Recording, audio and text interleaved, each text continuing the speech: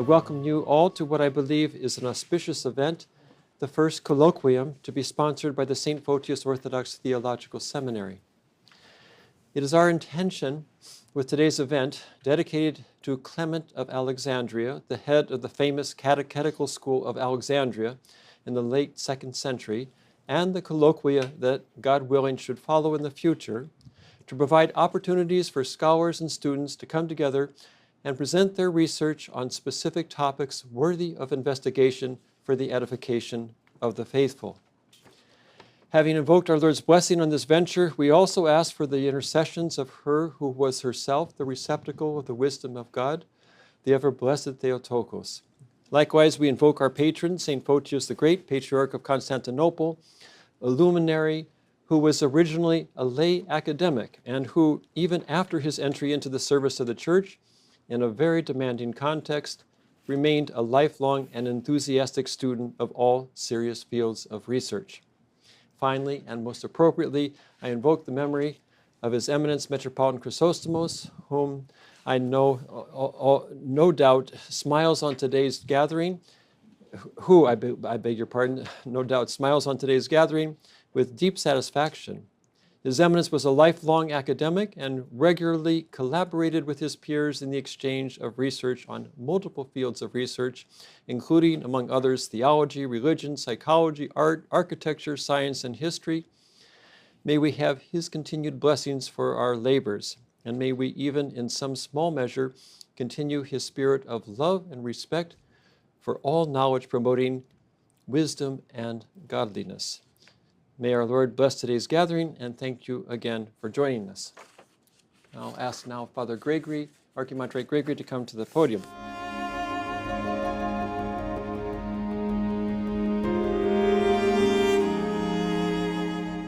Your Eminence, Your Grace, Reverend Fathers and Mothers, brothers and sisters in Christ, I've been asked to give a brief introduction of Clement of Alexandria, and I'm going to do so in the context of his veneration or the loss of his veneration, as you'll see.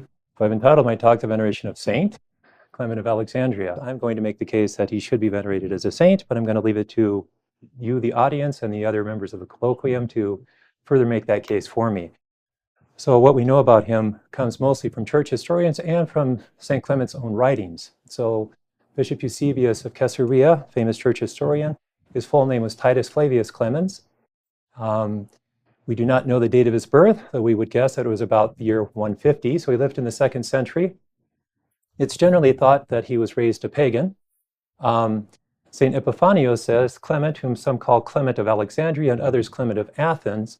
So his birthplace is disputed. Most seem to think that Athens was his birthplace, which was the center of pagan learning at that time. And some say that he was born in Alexandria. It's not really certain, but generally the scholarly consensus seems to be that he was a pagan from Athens, perhaps of a well-to-do family. From St. Clement himself, he talks about his own formation. He was a very learned man, a very erudite man, and had a real hunger for knowledge, real hunger for wisdom. So he talks about the mentors who formed him, various philosophers, various academics. So St. Clement says, one of these, an Ionian, came from Greece, the remainder from the Greek dispersion. One from Cilicia, others from the east, one from among the Assyrians, one a Jew by birth from Palestine. So you see he had quite a broad range of educational mentors, and it speaks to the depth of his knowledge. I fell in with a final one, supreme in mastery. I tracked him down to his hiding place in Egypt and stayed with him, that is in Alexandria. He was the true Sicilian bee, so he was from Sicily, this individual, culling out of the flowers from the meadow of prophets and apostles, the pure substance of true knowledge in the souls of his hearers, and this is namely St. Pantaenus the philosopher, who was his spiritual father. And as you'll see, St. Pantaenus was the head of the famous catechetical school of Alexandria, which can rightly be characterized as the first Christian seminary, first Christian institution of higher education. So of all these different mentors he had in his early years, he eventually became a Christian at some point, was baptized, and then St. Pantaenus became his spiritual father in Alexandria. So Clement was widely read. He cites some 348 authors, and there may be more, from Homer to the obscure Dinon on sacrifices. So again, an extremely well-read individual. We do not know whether he married, nor if so at what stage, nor what happened to his wife. It certainly seems likely that he did. That assertion is made on the basis of his very positive assessment of marriage. So it is pretty likely that he was married. It must have been about the year 180 when Clement came to Alexandria and began to work with Pontanos. That's generally what scholars agree on. It was no doubt Pope Julian of Alexandria, who is venerated as a saint in the Coptic Church, who ordained Clement to the office of elder or presbyter. And he's often referred to as Clement the Presbyter of Alexandria. So he was a priest. Okay, Clement, having treated Pontanos, had charge at that time of the catechetical instruction in Alexandria, so that Origen also, while still a boy, was one of his pupils. So again, his spiritual father was St. Pontanos, and his spiritual son, his most famous spiritual son, was Origen. So he had was extremely influential on Origen in his thought. In the persecutions of 202 through 203 under Emperor Septimus Severus, when thousands lost their lives in Egypt and the Thebaid, Clement left Alexandria never to return. And this was actually in following what he writes about martyrdom. He advised Christians not to seek it, precipitously. He didn't think it was a good idea to present oneself for martyrdom unless there was proper preparation or good reasons for doing so. So he himself fled from persecution. The brilliant, controversial young Origen took over the teaching. We do not know where Clement went, perhaps to Cappadocia. He may have also eventually ended up in Palestine as well. We're not entirely sure. By 215, St. Clement is mentioned among those blessed fathers who have trodden the way before us, with whom we shall soon be. And that's a quote from St. Alexander of Jerusalem, who was also a spiritual son of St. Clement of Alexandria. We find that in Eusebius's church history. So those are the bare bones that we know about St. Clement of Alexandria in terms of his life. Okay, his extant writings, for which he is most famous, these writings are considered his genuine works, which everyone considers authentic. So the first three are what are called his trilogy. So the exhortation to the Greeks, which is, an apologetic works to pagans, to Greeks, to convert to Christianity. The pedagogos, which is usually translated as the pedagogue or the tutor or the educator or the teacher. A pedagogos was basically an instructor to children. And in that work, he sees Christ as being our pedagogue who teaches us the moral life. And then the final work in the so-called trilogy is the Stromatis, or the Stromata, also translated as miscellanies. And Stromatis is a Greek word which means it's variously translated as tapestry or quilt or patchwork, because as we'll see, the work itself is not very systematic. It's kind of ranges here and there in various topics. And then the final authentic work of his is a homily called Who is the Rich Man That Is Saved? And this is an exegesis of the famous gospel passage in which Christ encounters the rich young ruler. And it was very sorrowful to hear that he should sell all that he has. And then St. Clement goes on to say, what is the proper use of wealth that we have as Christians? Okay, in terms of his fragmentary or lost writings, there are quite a few, and we see references to these in other church writers. And so these don't exist, they only exist in the quotations in other church fathers, church historians, or are just referenced to them. So I'm just going to run through these to give you an idea of the vast range of St. Clement's interest and knowledge. So the excerpts from Theodotus, these are selections from a Gnostic named Theodotus, and Gnosticism was the primary heresy with which St. Clement, with which he dealt. And St. Clement's idea was that Christianity is the true gnosis, it's the true philosophy, and he wanted to counter false Gnosticism, which was rampant in his day. The prophetic eclogues, which are selections from the scriptures, the so-called adumbrations, the outlines, which is, as we will see later, quite a problematic work from what remains of it, the ecclesiastical canon, or against the Judaizers, exhortation to endurance or to the recently baptized, on Passover, on fasting, on evil speaking, on providence, on the prophet Amos, on first principles, which is interesting. It's too bad we don't have a copy of that because it's an extremely important work of Origen's by the same name, which was extremely influential in forming the patristic phronema. And then there were various epistles, and the rest of the works that I list here are works that St. Clement himself references in his trilogy. So these are works that he says he has written on, or these are subjects on which he has written, and he references them. So he had to work on marriage, on continence, on resurrection, on prophecy, on the soul, on the birth of man, on transmigration of souls. By the way, St. Clement actually mentions Buddha in his writings, so he was aware of Buddhism. On the devil, on the uniqueness of God proclaimed by the law, the prophets, and the gospel, against heresies, on prayer, on the origin of the world, on the examination of dogmas. Okay, and that's it for the list, but you see on how many topics he dealt, scriptural topics, theological topics. Again, a very wide-ranging interest. Okay, now I want to show you that in the early church, I've entitled this section Laudations because we can find in the writings of the church fathers a very high opinion of St. Clement, and some of them actually called him St. Clement. And that's the point I would like to make here. Even though in modern times, we in the Orthodox Church have lost a veneration for him, which I think is unfortunate. So, sorry. Okay, so my first two quotes are from St. Alexander of Jerusalem, who, as I said earlier, was a spiritual son of his. He was eventually a hieromartyr. And St. Alexander, very interesting, was famous for establishing the first Christian library in Jerusalem and eventually established a catechetical school like the one at Alexandria. So following his spiritual father, St. Clement, he established a seminary in Jerusalem. And so St. Alexander refers to him as the Holy Clement, my teacher, who was to me so greatly useful and helpful. He also refers to him as Clement, the blessed presbyter, a man virtuous and approved, who has strengthened and built up the church of the Lord. So obviously St. Alexander had a very high opinion of him, referring to him as holy and blessed. The hieromonk Rufinus of Aquileia also defended St. Clement. He refers to him as Clement, the presbyter of Alexandria, and the teacher of that church. He says, so great a man, so orthodox in all points, and so learned. And I'm hoping to argue that St. Clement was indeed orthodox in his doctrine, and certainly orthodox in his intent, and extremely learned. St. Jerome of Bethlehem, Clement, a presbyter of Alexandria, in my judgment, the most learned of men. Again, Clement, presbyter of the Alexandrian Church, the author of notable volumes full of eloquence and learning, both in sacred scripture and in secular literature. So St. Jerome had a very high opinion of him. Okay, the church historian Socrates of Constantinople, Socrates Scholasticus, Clement, who was among those men who are knowledgeable in all wisdom. Okay, St. Cyril of Alexandria refers to him as the most wise Clement.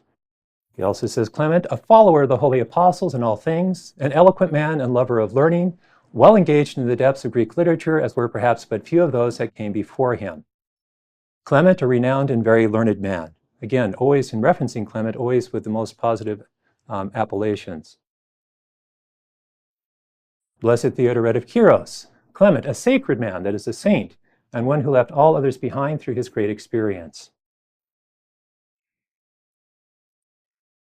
From the Apostle Chronicle, Clement, the most holy presbyter of the Alexandrian Church, a man most ancient and not far from apostolic times.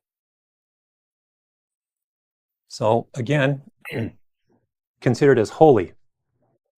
And you see the progression here through the centuries. St. Maximus the Confessor refers to him as the great Clement, who wrote the Stromatis.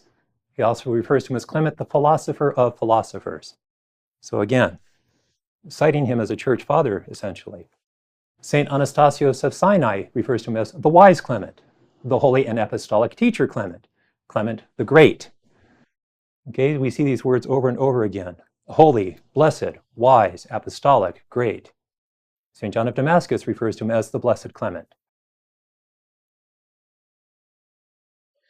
Abbot George Synkellos, he refers to him among men who are well known for their learning, including Clement, men of our doctrine.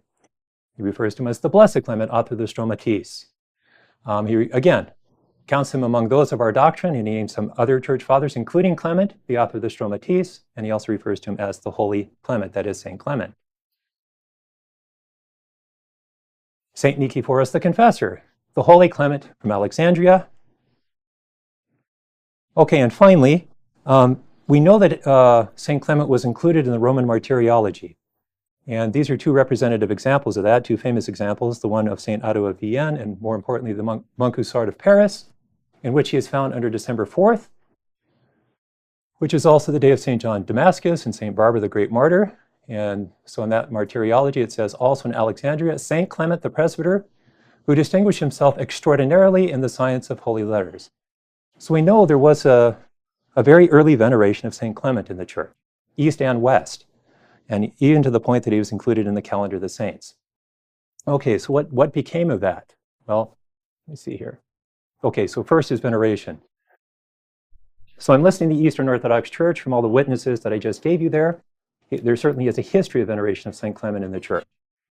We know that he's venerated in the Oriental Orthodox Communion, the so-called Monophysites, particularly in the Coptic Orthodox Patriarchate of Alexandria, I think for obvious reasons, because he was head of the catechetical school in Alexandria. In the Anglican Communion, he is still considered a saint, and in the Roman Catholic Church, he was venerated as a saint until 1586, and I'll come to that in a moment. So generally, his feast day is December 4th. Among Anglicans, you will often see him commemorated under December 5th. All right, so this is the most famous image of St. Clement of Alexandria. It comes from a 16th century work by a French Franciscan priest named André Thevet. The title of the work is The True Portraits and Lives of Illustrious Greek, Latin, and Pagan Men. And he includes Clement of Alexandria among the likes of St. Dionysius the Areopagite, St. Basil the Great, St. John Chrysostomos. But that is the image you see of St. Clement reproduced over and over again. If you do a Google search on the internet, what you will see are erroneous icons erroneously labeled as St. Clement of Alexandria. The two most common ones are St. Clement of Rome, who's misidentified, and St. Clement of Ohrid, both of whom are bishops, and you can tell from their icons because they're wearing an omophorion, and St. Clement was just a presbyter. So I'm just saying that because in terms of images of him, this is the most reproduced one, and at least it doesn't portray him as a bishop or confuse him with St. Clement of Rome or St. Clement of Ohrid. So this was published in 1584. Can't get this to move. So the Roman Catholic Church 2 years later suppressed his memory in the calendar after that work was produced, not because of that, but it just happened to be the case. So popular opinion reckons St. Clement of Alexandria among the saints of the church, and he was commemorated in the early Western martyrology on December 4th. His name, however, was omitted in the martyrology issued by Pope Clement VIII of Rome, ironically his namesake, in 1586, after the corrections of Caesar Cardinal Baronius, who was a very erudite church historian in the Roman Catholic Church in the 16th and 17th century. And then Pope Benedict XIV of Rome elaborately defended the omission in a letter to King John V of Portugal, dated 1748. So again, Clement VIII, following the advice of Baronius, who thought that St. Clement of Alexandria should not be included in the church's calendar of saints, he suppressed his name from the Roman martyrology. And then there was pushback from that, and Pope Benedict XIV gave a defense, an apology basically, of why that was the case. So he says in this letter to King John V of Portugal, our intention is not to diminish in any way the praise given to Clement of Alexandria, but to make known the difficulties that have prevented us from including his name in the Roman martyrology, whatever may be the case with his doctrine and his probity. So he didn't necessarily want to denigrate St. Clement, but he didn't think he should be numbered as a saint, and here are the reasons why. Okay, Benedict XIV then sets about establishing three main points, namely, one, that the virtues of Clement of Alexandria, in the degree that make saints, are not attested by any author, and that we are equally ignorant of both the details of his life and the manner of his death. And as we saw, the details we have of his life, and we don't really know where or exactly when he died or how he died. So that is true. Two, that he never obtained a public cultus in the church. Well, he was in the Roman martyrologies, but it didn't seem like there were a plethora of churches dedicated to him, or that his memory is kept alive in a popular kind of way. And three, finally, that his works contain certain passages whose doctrine, if not erroneous, remains at least uncertain and suspect. Okay, so that last point leads me to the criticism. So Pope Benedict XIV based that on basically two figures, criticisms of him, of St. Clement of Alexandria. The first was Cassiodorus, who was a lay academic. And in one of his works, I don't remember exactly which one. He says, on the canonical epistles, Clement of Alexandria, a priest, also called Stromateus, has written some things in excellent Greek. In these works, he discusses many subjects carefully, but others carelessly. I have had these translated into Latin and cleaned up by the removal of some of their errors so that his teaching can be drawn on more safely. So Cassiodorus seems to indicate that there are some problems in Clement of Alexandria, at least things that he was uncomfortable with, and so he edited his works. And that was one contribution to Baronius and Clement VIII and Benedict XIV suppressing St. Clement's memory in the West. The other figure is our own patron saint, St. Photios the Great. And this was the real, what are we going to call it, the real deal killer in the East, because of St. Photios' reputation was so stellar and he was so widely venerated. Well, what I'm going to argue here is that what St. Photios wrote, he leaves room he attributes several errors to St. Clement of Alexandria, but he leaves room for the possibility that those errors were not St. Clement's, but that his works were falsified. And that's what seems to be missed in this whole discussion. So, this is from his famous work, the Bibliothecae, and he has 3 entries for St. Clement of Alexandria. So the Bibliothecae was a work of basically book reviews. Metropolitan Chrysostomos of blessed memory always liked to say that St. Photios was, in a sense, the author, the originator of the book review. So this is a work that he says in the introduction that he wrote from memory, because St. Photios was, again, extremely well-read, and he wrote it to his brother Tarasios to saying, you know, here are basically book reviews there are 279 reviews in the Bibliothecae. So he says, read 3 volumes of the works of Clement, presbyter of Alexandria, entitled The Outlines, and that's the problematic one, the Hypotyposes, the Miscellanies, and the Tutor. So the first one, the Outlines, sometimes translated the Sketches. The Outlines contain a brief explanation and interpretation of certain passages in the Old and New Testaments. Although in some cases what he says appears orthodox, and that's important, in others he indulges in impious and legendary fables. For he is of the opinion that matter is eternal and that ideas are introduced by certain fixed conditions. Now, as I read here, you'll see that he makes 8 points against the Outlines. So the first one is the idea that matter is eternal and that ideas are introduced by certain fixed conditions. He also reduces the Son to something created. This is a famous accusation against St. Clement, that he had a doctrine of a created logos. He talks prodigious nonsense about the transmigration of souls and the existence of a number of worlds before Adam. He endeavors to show that Eve came from Adam, not as Holy Scripture tells us, but in an impious and shameful manner. He idly imagines that angels have connection with women and beget children, that the Word was not incarnate, but only appeared so. He is further convicted of monstrous statements about 2 words of the Father, the lesser of which appeared to mortals, or rather not even that one, for he writes, the Son is called the Word of the same name as the Word of the Father, but this is not the Word that became flesh, nor even the Word of the Father, but a certain power of God, as it were an efflux from the Word itself, having become mind, pervaded the hearts of men. All this he attempts to support by passages of Scripture. He talks much other blasphemous nonsense, either he or someone else under his name, and that seems to be the thing that everybody misses there. So he uses pretty strong words here, blasphemous, monstrous, impious, but at the end there he says it's either St. Clement or someone else under his name. And so and the thing is, the Outlines does not exist. We don't have the full manuscript. We just have fragments of it. And actually what St. Photios writes here is the most we know about it. It was cited by other church fathers. Bishop Eusebius of Caesarea did. St. Ecumenius cites the Outlines. St. John Moskos just briefly cites some passages from it. But we don't have an extant manuscript. So for all we know, based on his other works, again, St. Clement was dealing with Gnostics. And in his famous trilogy, which is authentic, he quotes from them prolifically. He knew their writings well and would quote from them often. So one possible theory is that somebody got a hold of the Outlines and basically excised all of St. Clement's comments on these Gnostic quotations that he had gathered, or that he had only managed to gather those Gnostic quotations and never finished the work. But that's important, someone else under his name. It might be a spurious work.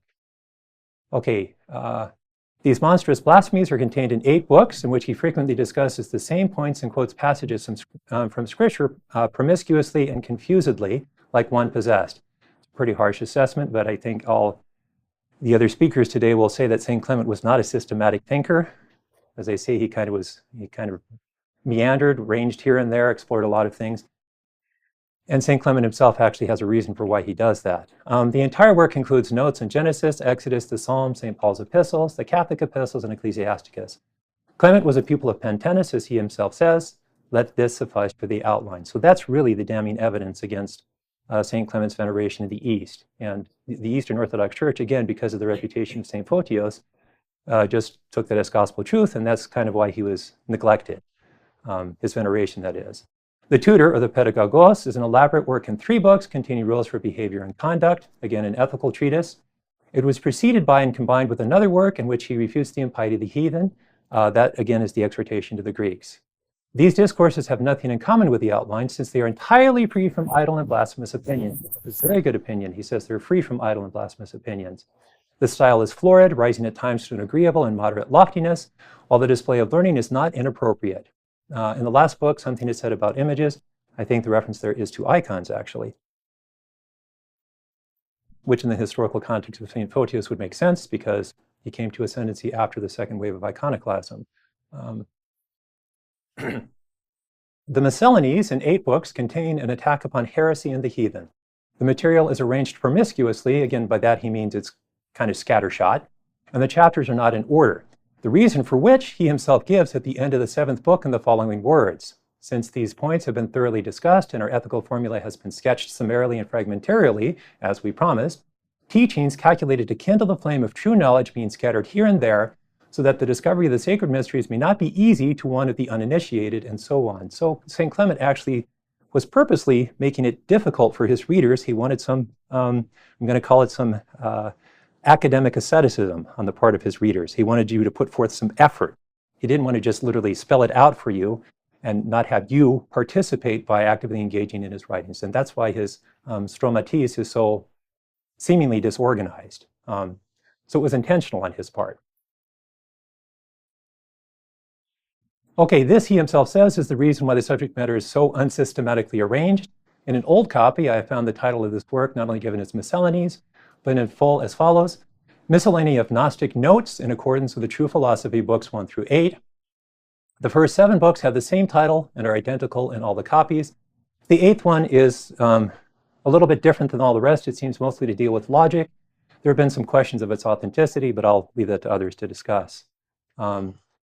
The title of the 8th, however, varies, as does the subject matter. Some think that it's just kind of a reproduction of a work by the ancient physician Galen on logic, on inquiry, demonstration, and so forth.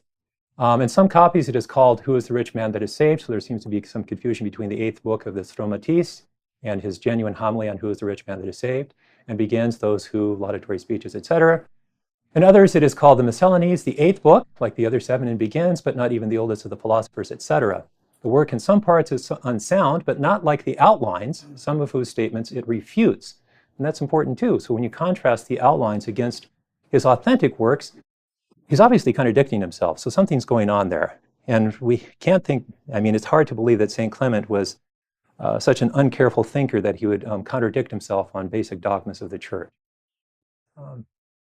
Clement is said to have written several other works, of which the following are mentioned by other writers: on Passover, on fasting, on evil speaking, ecclesiastical canon, or against the Judaizers, dedicated to Alexander, Bishop of Jerusalem, again, his spiritual son, and the founder of a catechetical school at Jerusalem.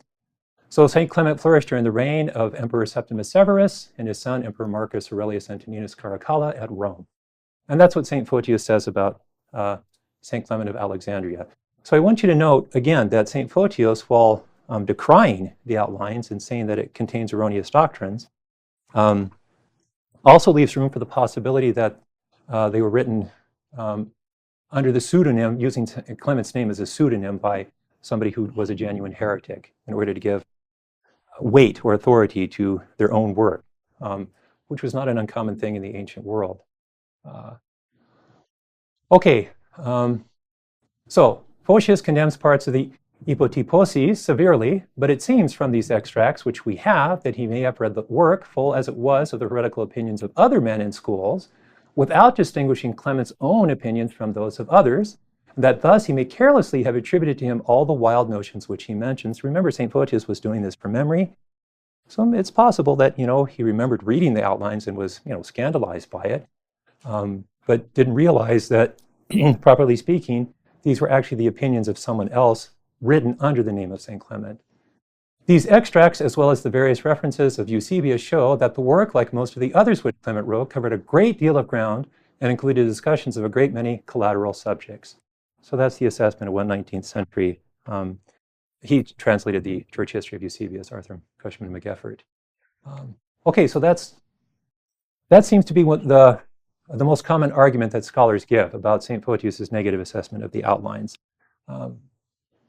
This is a recent book. This was written 15 years ago, Clement of Alexandria on Trial, the evidence of heresy from Photius' Bibliotheca. This is by an Anglican clergyman. And in this work, which I recommend to you if you're interested, he goes through each of those 8 points that St. Photius names, and he tries to show that there are possible orthodox interpretations of what St. Clement is saying. And you have to remember that St. Clement wrote in ante-Nicene times. He wrote in a time before the Church's terminology was codified, before it was crystallized. And so some of his language, and I'm assuming that the other members of this colloquium will point this out, if you put him in his context and understand how he uses that terminology, that's really the key. And St. Photios, writing in the 9th century and reading something written in the 2nd century when that terminology had not crystallized, may have misinterpreted or misunderstood what's being written. I don't mean to impugn, the erudition of St. Photios, but again, he was working from memory. So the author of this book says, even if we are not interested in enlisting Clement of Alexandria among the saints of the one Holy Catholic and Apostolic Church, I am, he remains one of the most fascinating authors of the early patristic era. I would like to make 3 points which are the outcome of this study. So having studied the hypotyposes and given his arguments for why he sees it as actually orthodox, these are the 3 points he makes. First, Clement of Alexandria was faithful to the scriptures and scriptural revelation.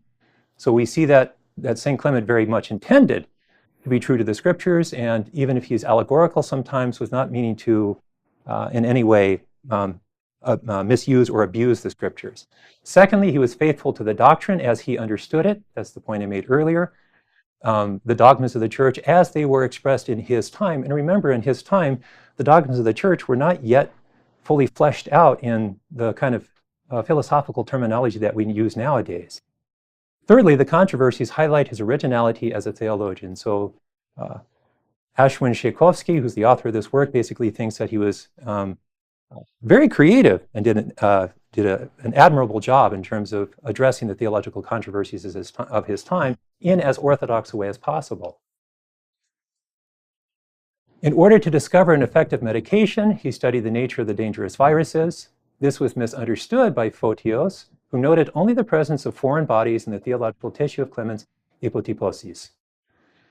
So that's the argument that this Anglican makes. Again, the 8 points and how he interprets them and what he understands to be an orthodox way, I can't speak to that, but I'm offering that as a possibility, and I think that probably could be done from an orthodox viewpoint.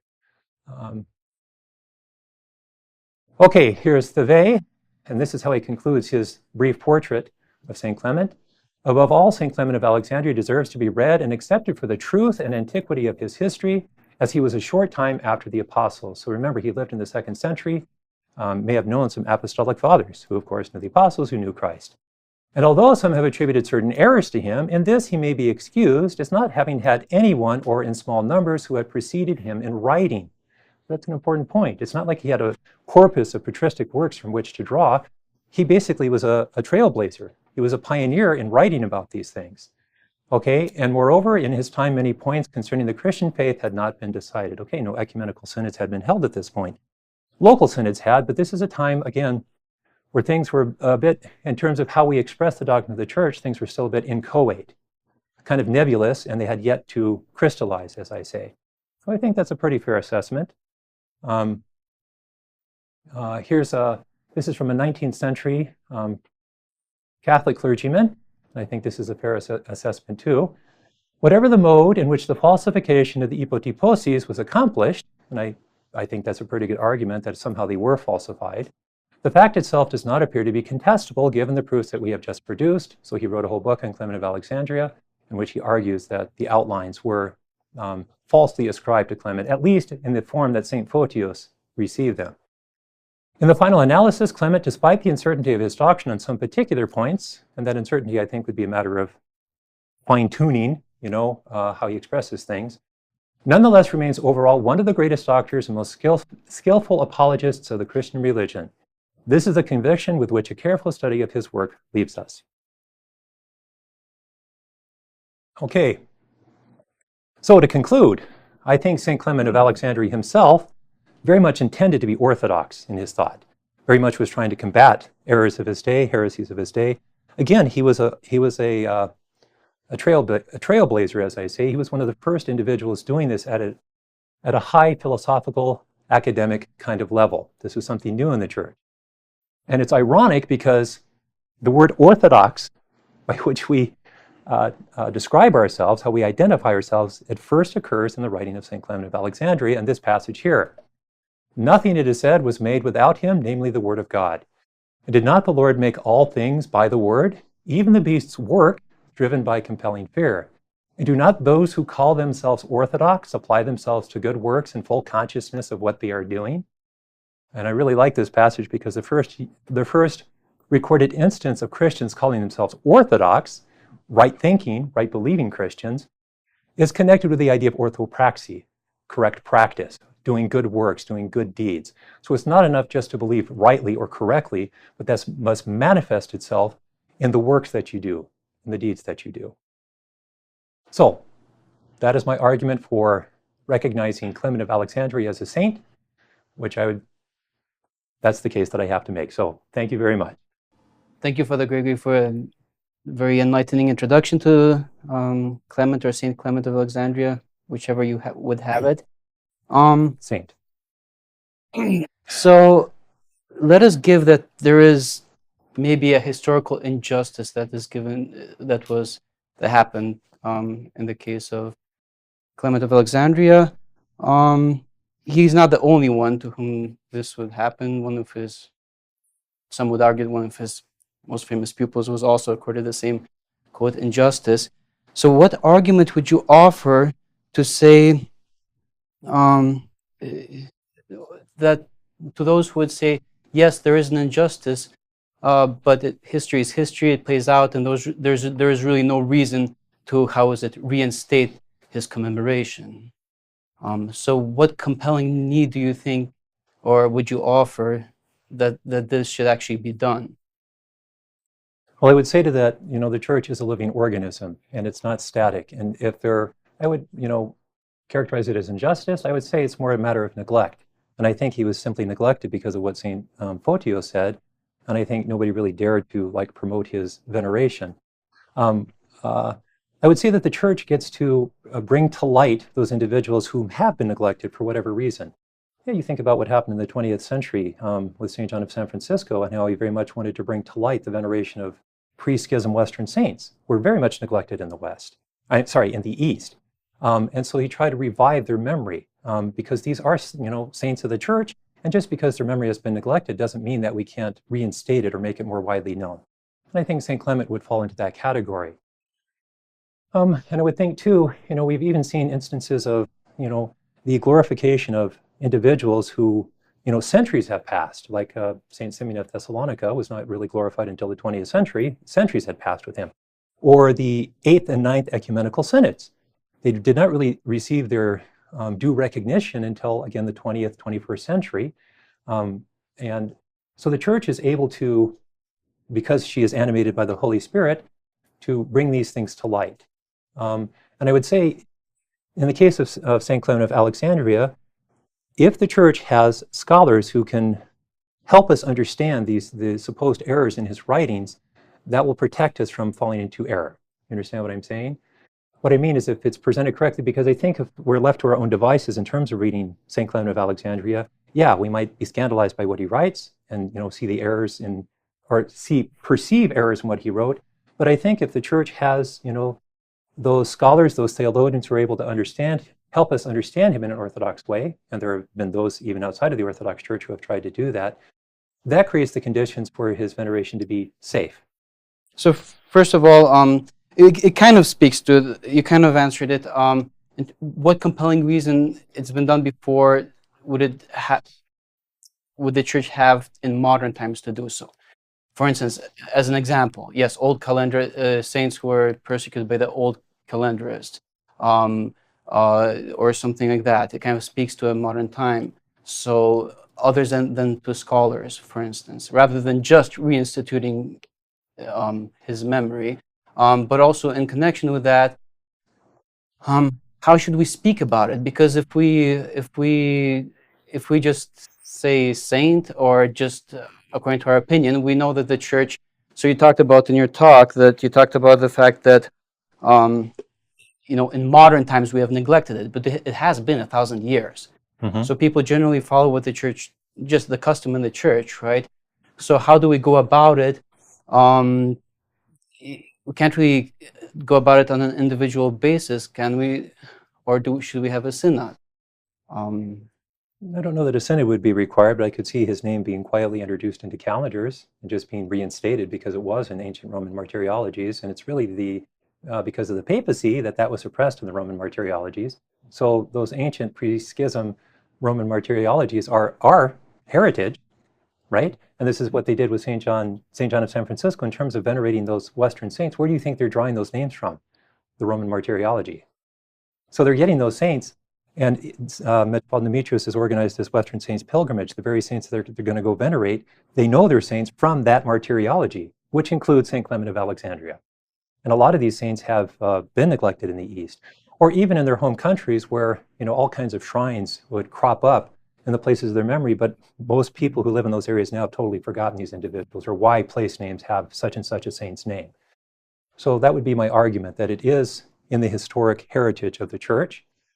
Again, I think in terms of making it understood, I think it's useful for us to, in terms of his veneration as a saint, understanding the state of theological discourse in the 2nd century, for example. And obviously he was tremendously influential on Origen, who also exercised a great influence on clearly recognized Orthodox fathers, the Cappadocian fathers, for example. And so there's a continuity there. St. Clement was the spiritual father of Origen, whose works, as I pointed out, St. Clement wrote a work called On First Principles, which his spiritual son also wrote a work called On First Principles, which the church fathers drew from, okay, in an Orthodox way. So I think it's useful to, again, for us to understand the state of theological discourse in the early church, in that period before terminology had crystallized. And in many ways, it would be more of a reinstitution, not a even original proclamation of his sanctity. So it would be in some ways more even easier. So sorry, in that case, I do have another. I had another question. How much credence would you give to the testimony of contemporaries? With a lot of the fathers of the church, people tend to accuse them of heresy or this or that centuries later. Something, for instance, that happened obviously with Origen. But something that I've always wondered about is that, imagine if one of our metropolitans or archbishop would preach heresy. Wouldn't we, his contemporaries, know best whether he did or not? So think of Metropolitan Demetrius, Archbishop Kallinikos. Mm-hmm. If he would actually preach some heresy, it would be totally obvious to those around him, and Mm-hmm. we would not be his spiritual children. For many of these fathers, St. Clement, Origen, his spiritual children are themselves high theologians or theologians of high caliber and recognized as such by the church. Would you agree or disagree with the fact that we maybe do not give enough credence to the witness of contemporaries to these figures? I think so, but that's the thing. There are no contemporaries in St. Clement's time who actually said, well, you're a heretic and what you're saying is, just completely unorthodox. Nobody was saying that. His spiritual father was a saint of the church, St. Pantenos. St. Alexander of Jerusalem was a higher martyr. We venerate one of his spiritual sons as a saint as well. And it wasn't until later, as you say, the same thing kind of happened to Origen, people who took Origen's doctrines and produced Origenism, which is not, in all fairness, you could say it's not what Origen himself taught, but his writings were misused. Now, it's funny because monk George Harmartolos actually calls St. Clement, he mentions him, he says Clement who was an Origenist, which is anachronistic because St. Clement was the spiritual father of Origen, and Origenism as a body of doctrines or as a belief system didn't exist. But you see that's just kind of thrown out there. I mean, I didn't include it here because it didn't really affect the papacy's evaluation of the situation. But those kind of mistakes just end up being perpetuated sometimes. We hear something and we just uncritically repeat it.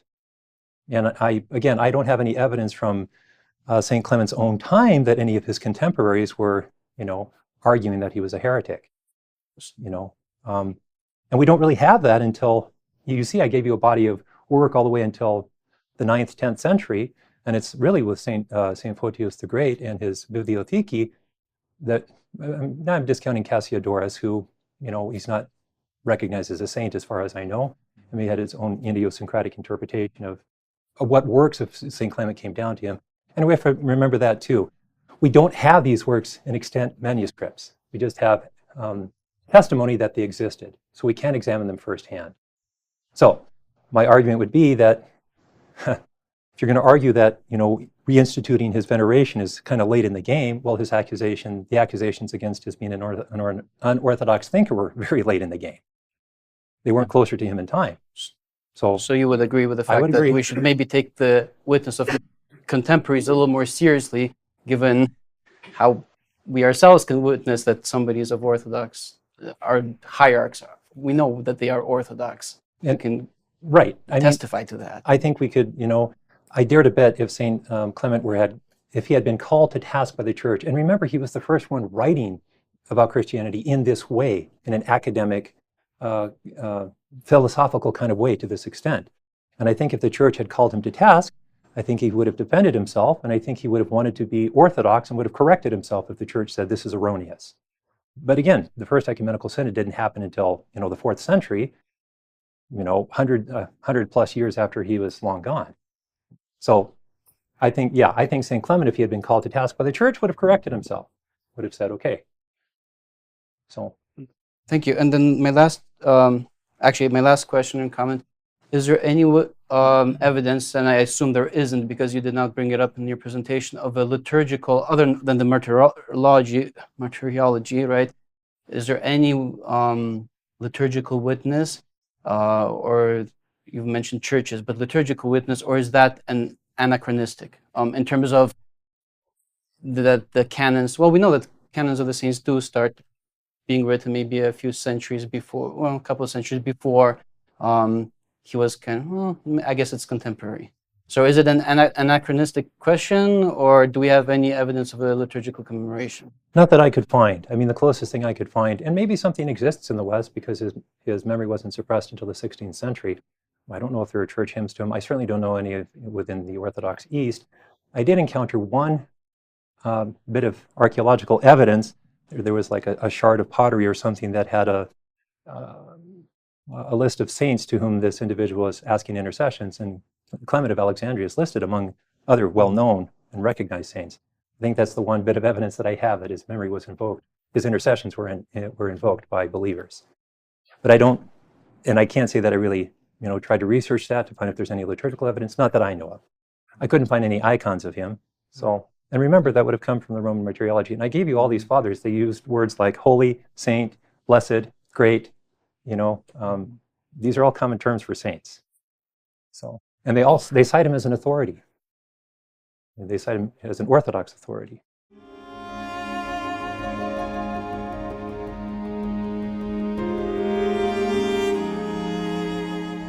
I would like to thank the other members of this colloquium for allowing me to participate. The colloquium, as it was originally envisioned, was and in some sense is a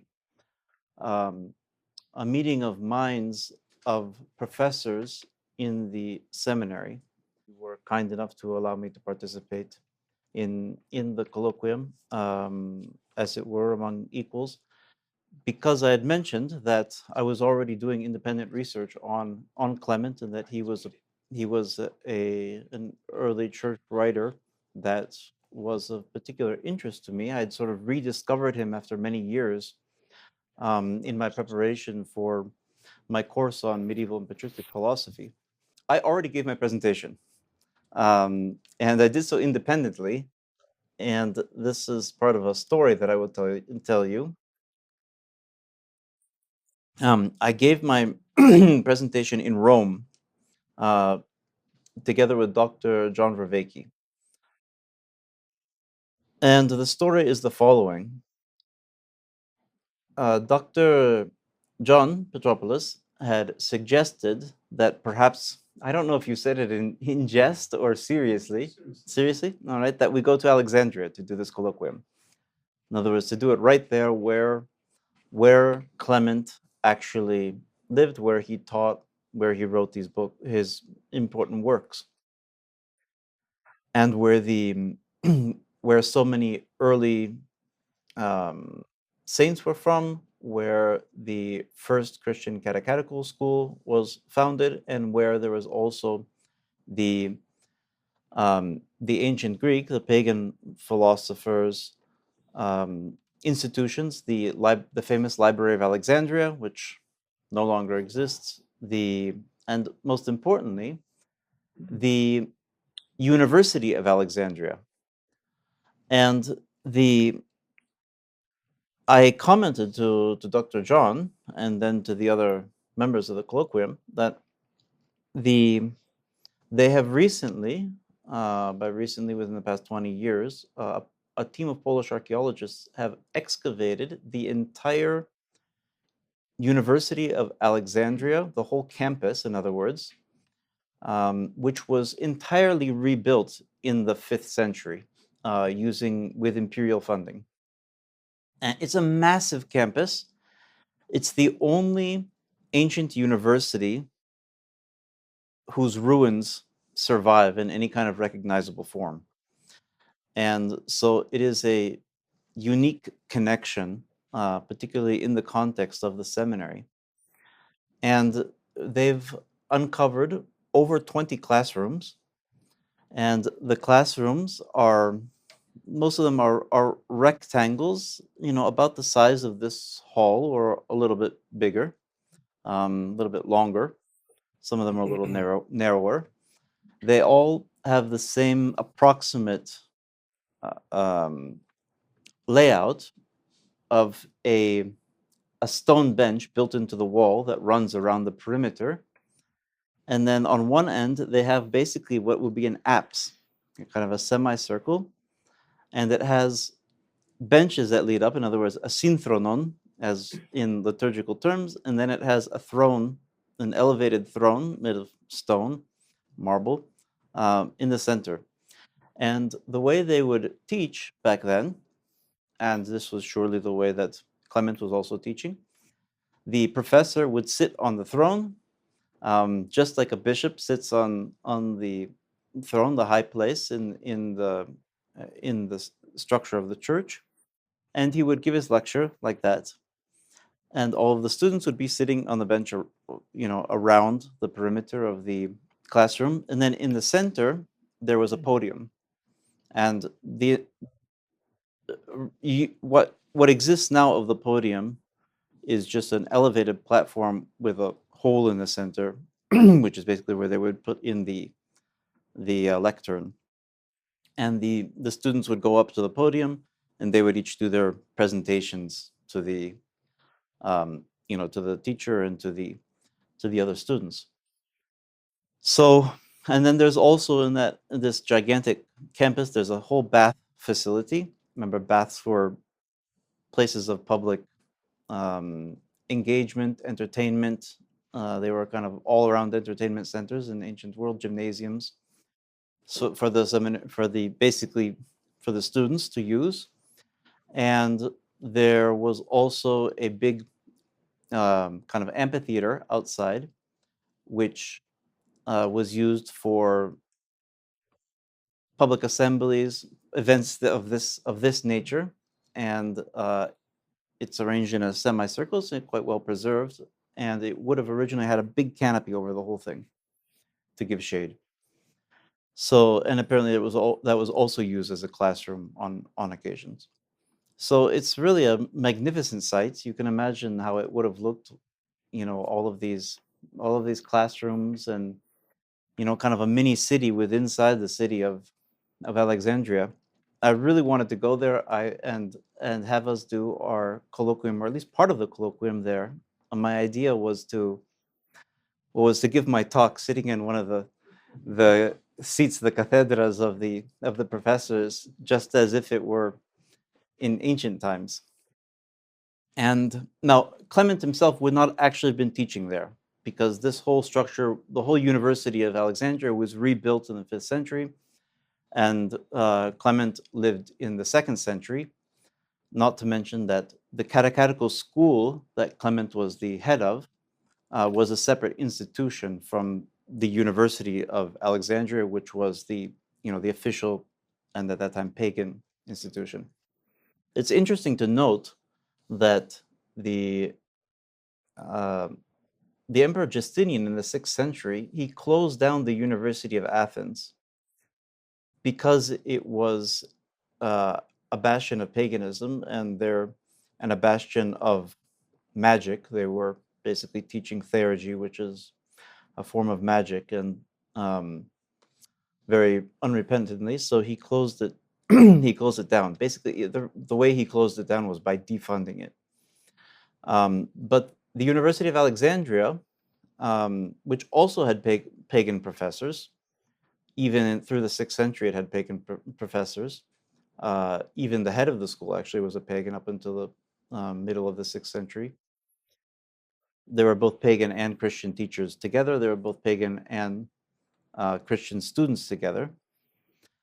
And that was not touched. And the reason it was not touched, even though the pagans were allowed, there was academic freedom, they were allowed to express their opinions, their pagan opinions, on the eternity of the world or whatever. But the difference was that the pagans in Alexandria made an agreement not to teach magic, not to teach theurgy.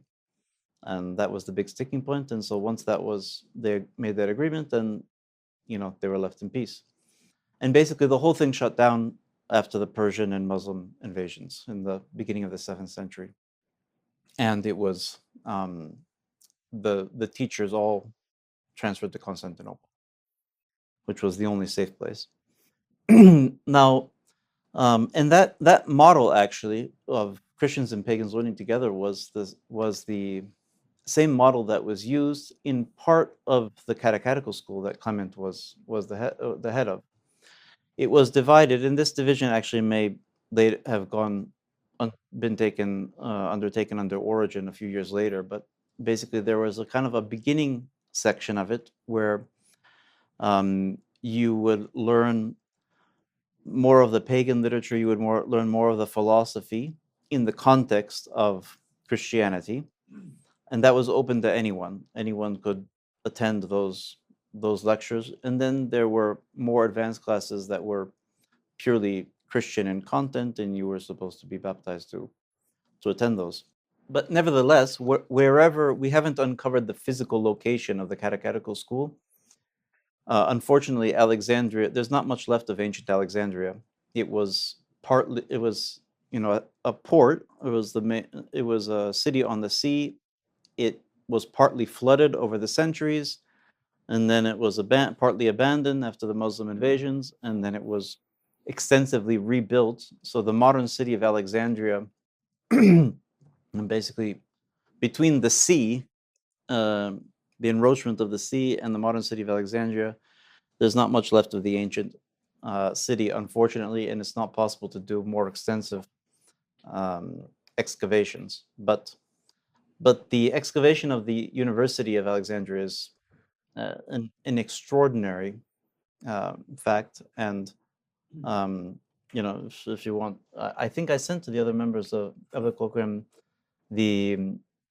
some links to it, didn't I? Or at least I sent to you, no? If the rest of you want to see, I will send you some of the pictures and some of the links. It's quite impressive. And so I really wanted to go there, and I discussed it with the other members here of the colloquium, and we agreed that we could manage one person, right? It would be impossible for all 5 of us to go over to Egypt. Just too much logistically and too much the expense would be prohibitive. But we could do one person. And so originally I was going to go with Timothy to record. But then I was speaking with Dr. John Vervaeke, my friend, who has, with whom I've done a number of podcasts and who has come here to the seminary. We had a talk with Father Photios and I and and Dr. John.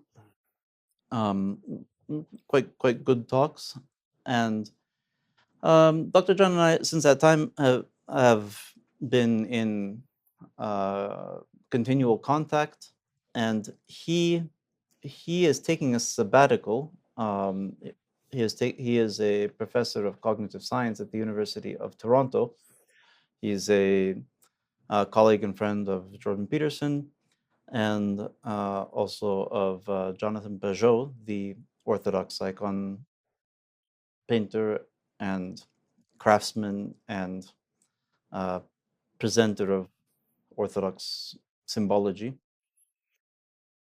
And he is doing a project called the Philosophical Silk Road, in which he is going with a recording team from Spain all the way to Japan, following what would have been the Silk Road, which is the trade route from China to Europe in both antiquity and the Middle Ages.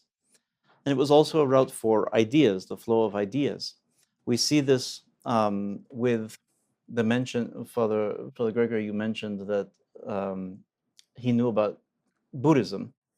And we know that there are Buddhists in Alexandria. In fact, just recently, I saw an interesting article where they discovered a statue of Buddha in Egypt, in a Hellenistic style. It's not dissimilar to the Gandhara school of Greco-Indian art, which is, some of the best art there is, as far as I'm concerned, outside of the boundaries of the church. So,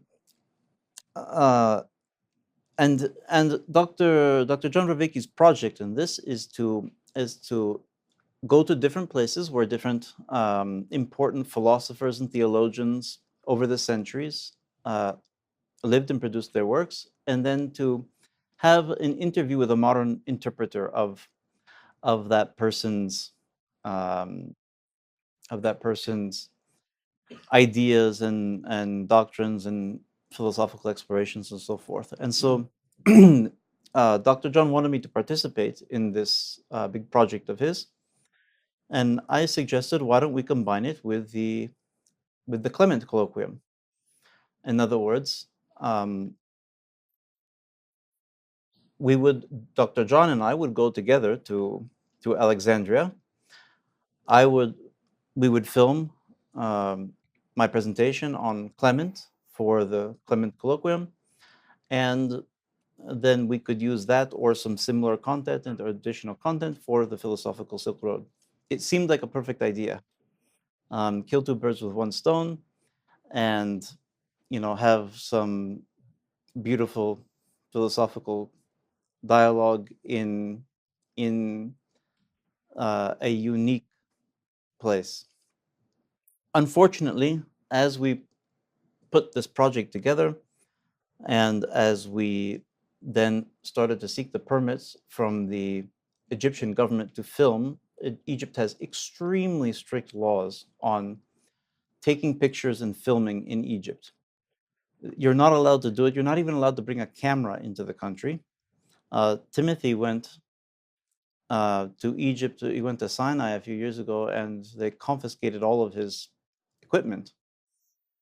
And they do that unilaterally and universally.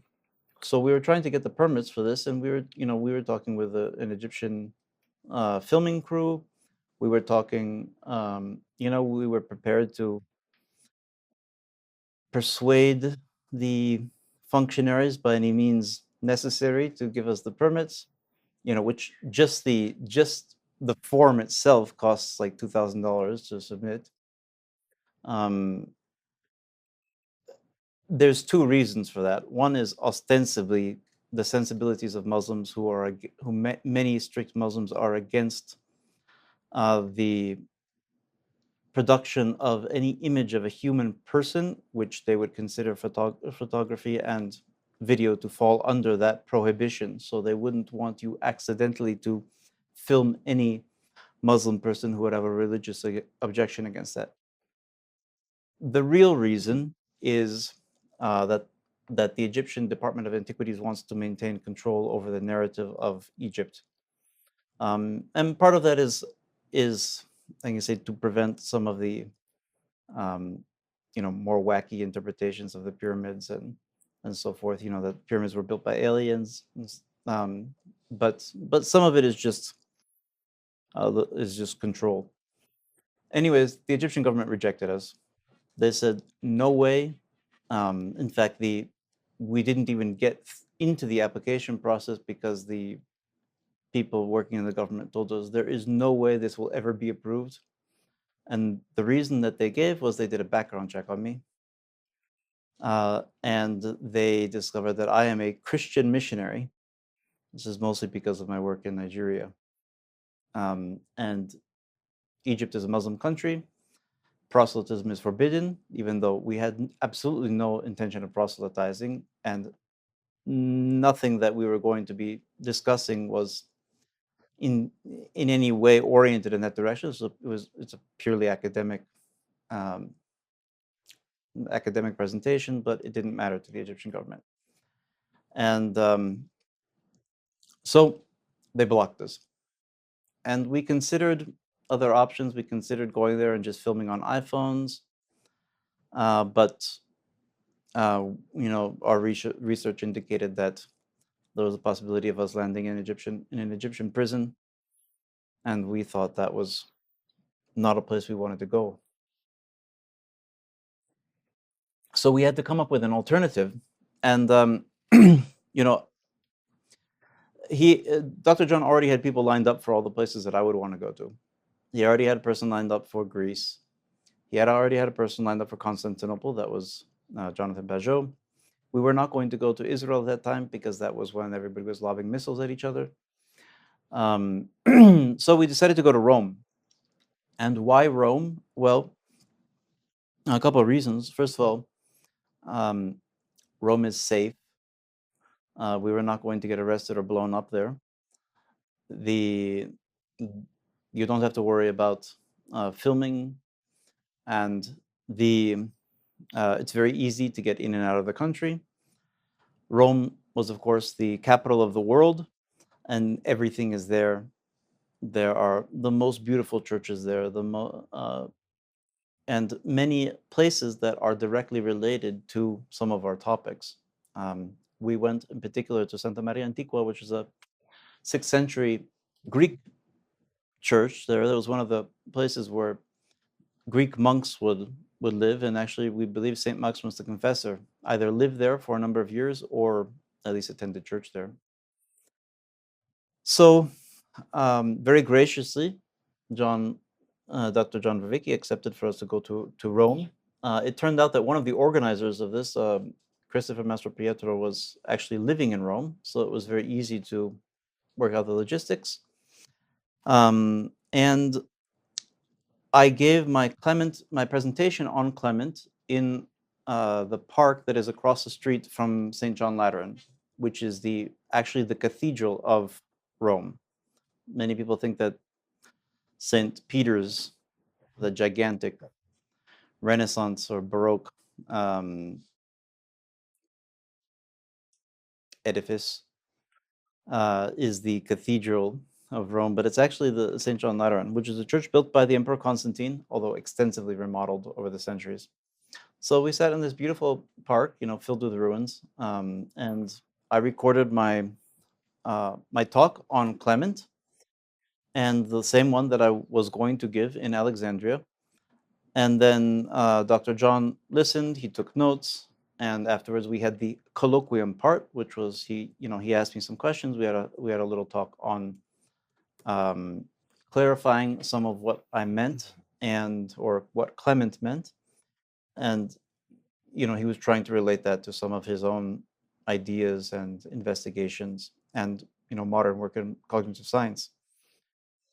So that that video was posted on Dr. John Vervaeke's channel several months ago. The event occurred in July. It was incidentally a tremendous blessing because I was able to go to all of these churches, and Dr. John and I made many recordings, both formal ones sitting down and also ones we were walking through churches and ruins. And the last day that I was there, I was able to go to St. Peter's and then St. Paul's, where the relics of St. Paul are, which is St. Paul's outside the walls, which is this absolutely enormous and majestic church. It's the size of Hagia Sophia, and then from there I hopped on the plane. I arrived in New York and I went to Vespers for the Feast of St. Peter and Paul. So it was a tremendous blessing in that regard. Now, the Clement talk that I gave was uploaded to the Seminary YouTube channel a couple of days ago. So I'm not going to repeat here my entire Clement talk. I already gave it. What I am going to do is give a short summary of what I discussed in that talk. That will help orient you, and then I hope that you'll go watch the talk itself, either on the Seminary YouTube channel or Dr. John Vervaeke's channel. And if any of you want the transcript or the original document that I was reading from, because I wasn't talking extemporaneously, I was reading from a document that I had written, because some of the arguments are quite technical and there are long quotes from Clement. You can just ask me and I'll give you that file.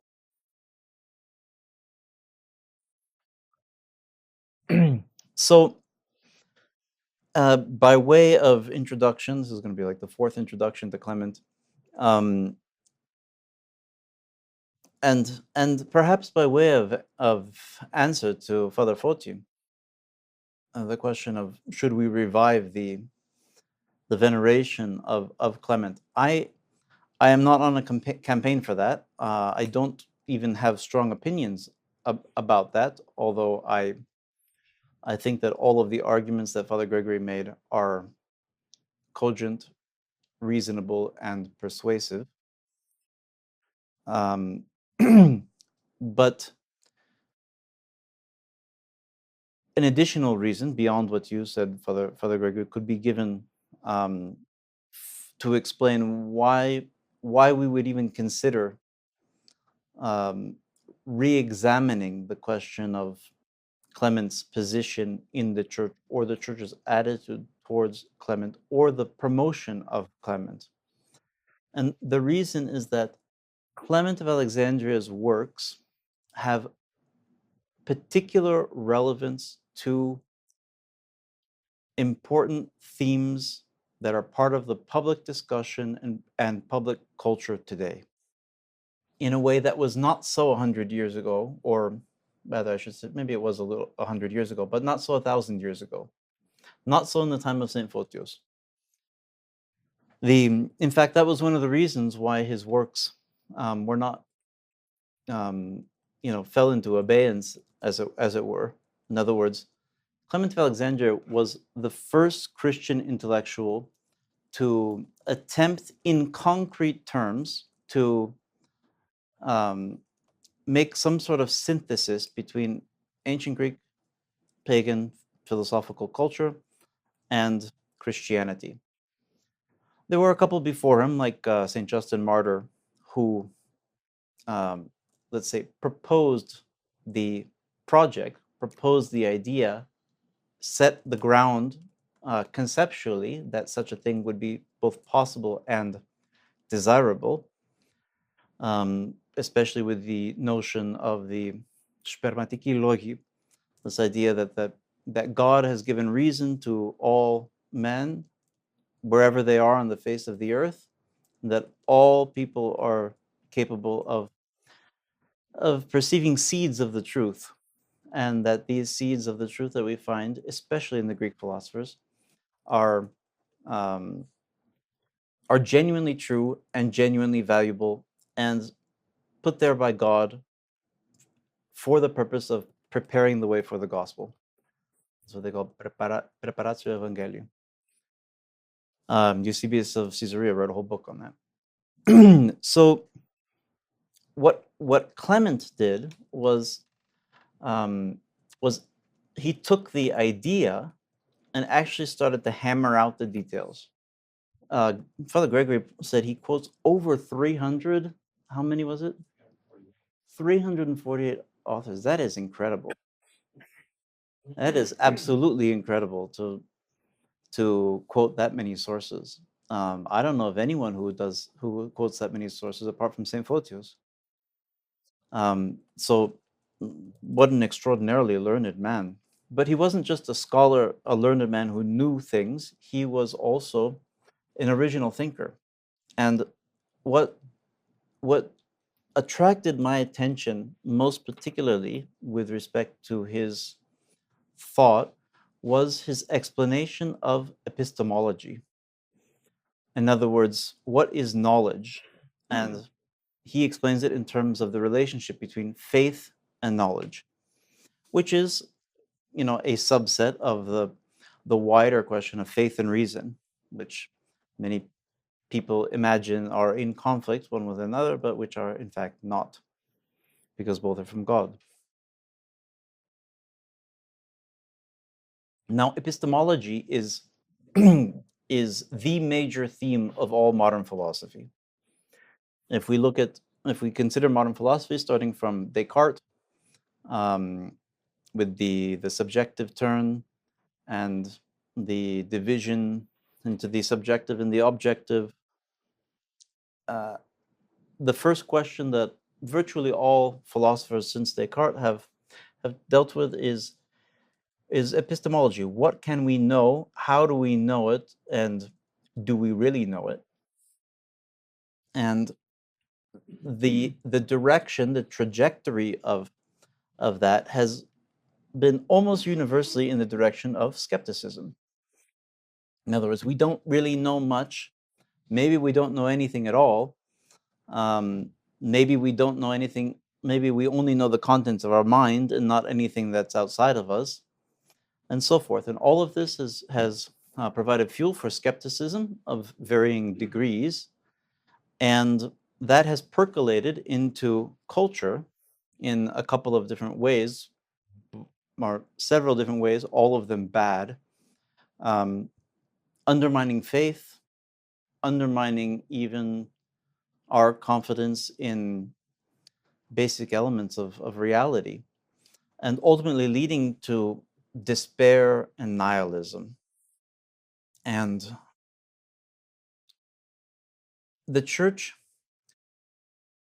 maybe some people will disagree with me, but I have felt for a long time that the church hasn't given an adequate response to the question of epistemology on a formal theological and philosophical level.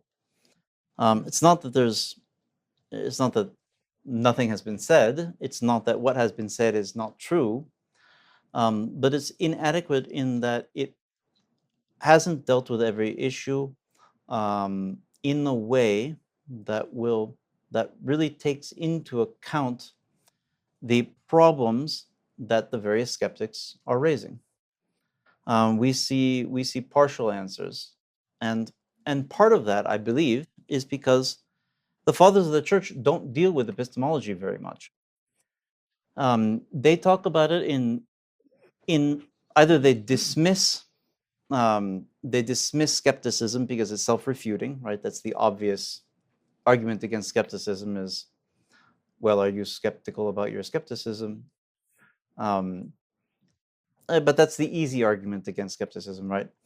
Because everybody believed that the world was real and that knowledge is real throughout the whole patristic period, nobody bothered really to investigate that aspect more.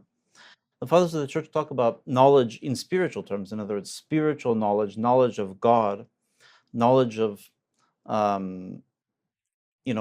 deeper forms of knowledge that are participation in God. The fathers of the church, they talk about the limits of human knowledge with respect to both what we can know about the world and what we can know about God, and they talk about the difference between experiencing God and propositions about God and so forth. But some of the more basic questions of epistemology they don't really touch on because it just wasn't an issue. But it's an issue now, and I think that the Orthodox response, and for that matter, the Roman Catholic or Protestant response but particularly in this context, the Orthodox response has been hampered by the fact that the fathers of the church don't deal with this issue in so much detail, that is. But there's an exception, and that exception is Clement of Alexandria.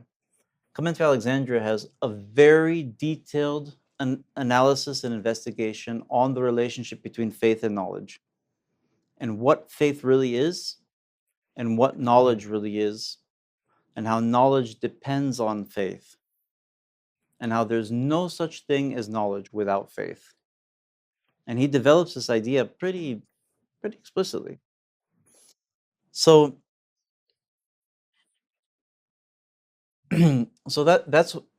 that's why I think Clement is so important for our time. Whether we're going to call him a saint or not,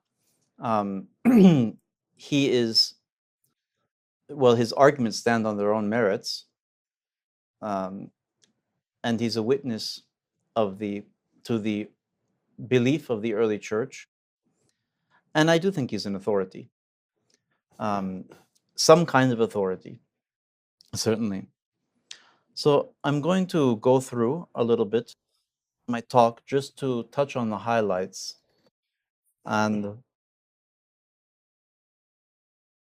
then we can you can listen to my talk, or you can read the transcript, so that you can get the details. So Clement's core idea, his core argument for a Christian epistemology, is that all knowledge is based on faith. And, so that's point one, and that this faith by which we have any knowledge whatsoever is ultimately the same faith by which we believe in God and we believe in Jesus Christ. That seems like a bold statement. It is a bold statement in an unbelieving world, in a skeptical world, but this is a patristic idea, and it is an Orthodox idea, and it's also an important idea in our time. And so he starts out with Aristotle, and Aristotle had this idea that all of our knowledge, all of our intellectual activity, our mental activity, all of our reasoning is based on first principles. And these first principles are indemonstrable. If you can't prove them without using them. So a first principle, for example, would be the law of non-contradiction. Something cannot be one thing and another thing at the same time in the same way. The law of identity, A equals A. Simple stuff, right? But from these simple rules, we build up all of logic. And but you can't prove that A equals A. You just know it, right? So Clement says, he says all of our demonstration of things goes back to these first principles, but he takes it a step further than Aristotle, and he says that your acceptance of these first principles, like A equals A and so forth, that is faith. It is a form of faith. You're accepting that as a form of faith. Well, all right, so why is it faith, and what does that mean?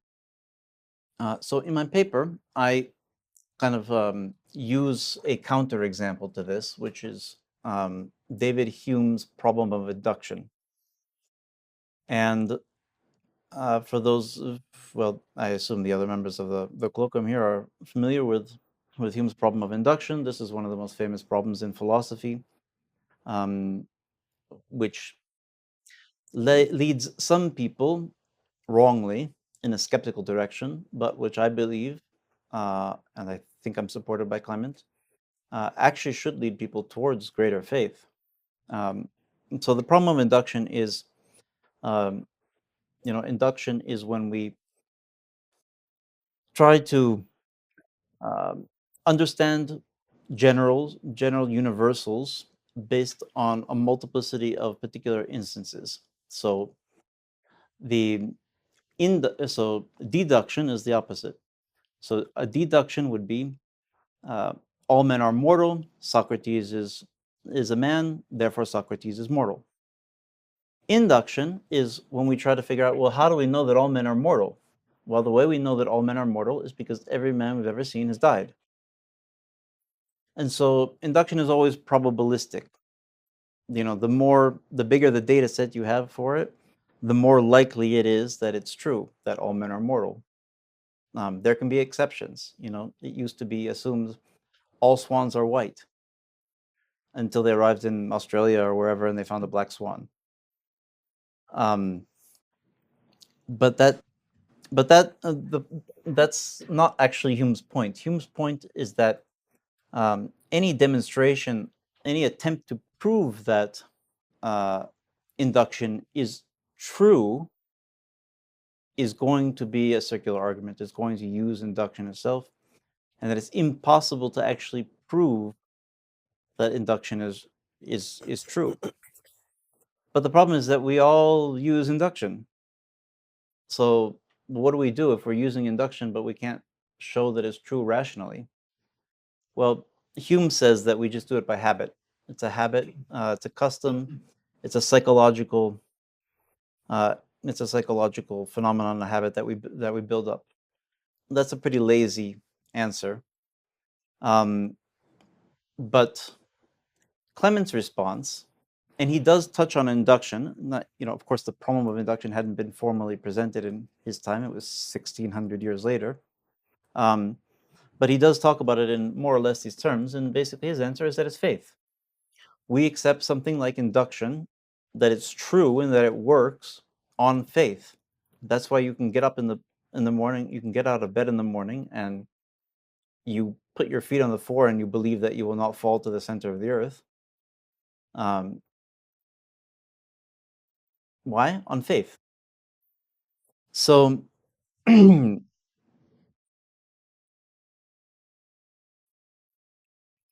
so the question here, given that we all act as if induction is true, how do we justify it? And I believe the Christian answer, the patristic answer, and certainly Clement's answer is we do it by faith. And so that leads us to the next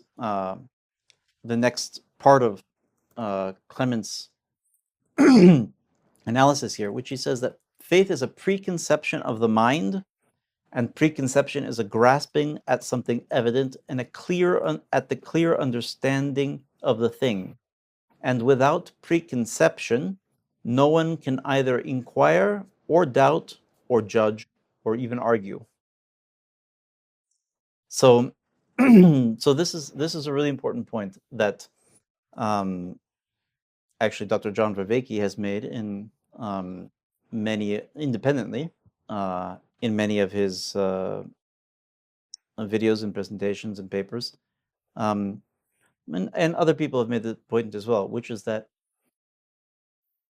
any kind of thought that we do, any sort of reasoning that we do, any sort of science that we do, rests on certain presuppositions that are not part of the investigation of the science itself. We are assuming that there is such a thing as a real world. We are assuming that there is such a thing as truth. We are assuming that it is good to investigate the truth. We are assuming that it is better to speak the truth than to speak a lie, right? And you see how we're entering into the moral realm there. So Clement is actually stating many years before this became a a big problem in philosophy, and by anticipation, as it were, he's stating that all of these presuppositions, all of these preconceptions, these are faith, which means that you need to have faith to have any kind of knowledge whatsoever. So faith precedes knowledge, and it's superior to knowledge, even in concrete, created material terms.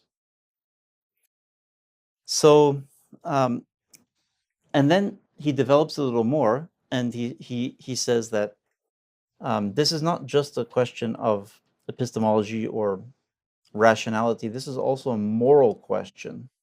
Faith is a moral issue, and by extension, knowledge is a moral issue. Why? Because, first of all, faith is a choice. You can make a choice. You can choose to believe something or choose not to believe something. Now, some things are more difficult to believe or more difficult to disbelieve, right? But you do have a choice in the matter. And the choice is an ethical choice. Why? Because in order to choose something, you have to rank it. In other words, there has to be what we call, in modern terminology, a value hierarchy. Anytime you prefer one thing over another, you're establishing a value hierarchy. And you're saying this is more valuable than this, at least in that context. So every choice is related to ethics. Every choice has an ethical dimension, we'll say. That doesn't mean that every choice is, directly ethical. It doesn't mean that, if I put this bottle here as opposed to here, that there's a moral crisis. But there is an ethical dimension, an ethical presupposition, and an ethical dimension in every act that we make. And that choice is faith, because it's a presupposition, it's a preconception. So now we have faith. We have faith as a presupposition for every kind of thought and knowledge. We see that faith is moral or ethical in nature, and we see that it's at least to some extent voluntary in nature, which implies free will, another ethical dimension. Now he says here, faith, which the Greeks disparage, deeming it futile and barbarous.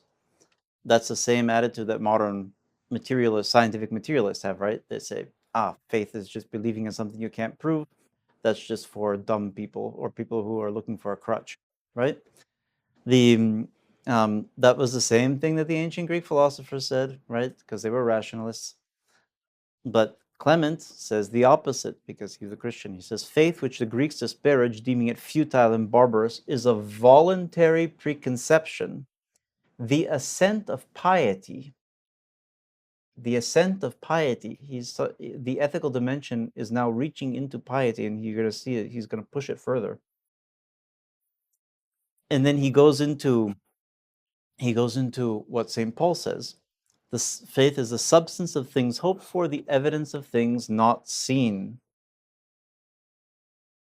according to the divine apostle. For hereby preeminently the elders obtained a good report, but without faith it is impossible to please God. And he says, others have defined faith to be a uniting assent to an unseen object, as certainly the proof of an unknown thing is evident assent. If it then be choice, being desirous of something, desire is in this instance intellectual. And since choice is the beginning of action, faith is discovered to be the beginning of action, being the foundation of rational choice in the case of anyone who exhibits to himself the previous demonstration through faith. To follow voluntarily what is useful is the first principle of understanding. Unswerving choice, then, gives considerable momentum in the direction of knowledge. the exercise of faith directly becomes knowledge reposing on a sure foundation. And then he quotes other ancient Greek philosophers, the Stoics and so forth, that say that assent is within our power, and so forth. So he concludes here in this section that accordingly, faith may not anymore with reason be disparaged in an offhand way, as simple and vulgar, belonging to anyone. For if it were a mere human habit, as the Greeks supposed, it would have been extinguished. But if it grow, and there be a place where it is not, I affirm that faith, well, I'm not going to read all of these quotes. You can read them in my in my paper, or better yet, all of these are taken from the Stromatis, which is, despite its lack of organization, it's really a marvelous work. It's a pleasure to read and interesting all along.